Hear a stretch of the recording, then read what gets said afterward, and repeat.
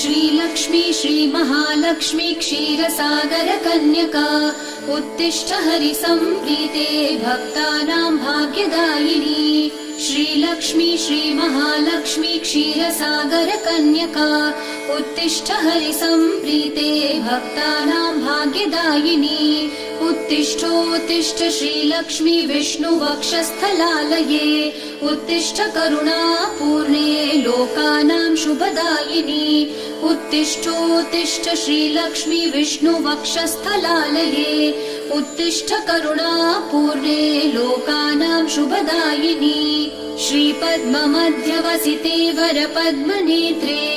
श्रीपद्महस्तचिरपूजित पद्मपादे श्रीपद्मजात जननी शुभपद्मवक्त्रे श्रीलक्ष्मी भक्तवरदे तव सुप्रभातम्। श्रीपद्ममध्य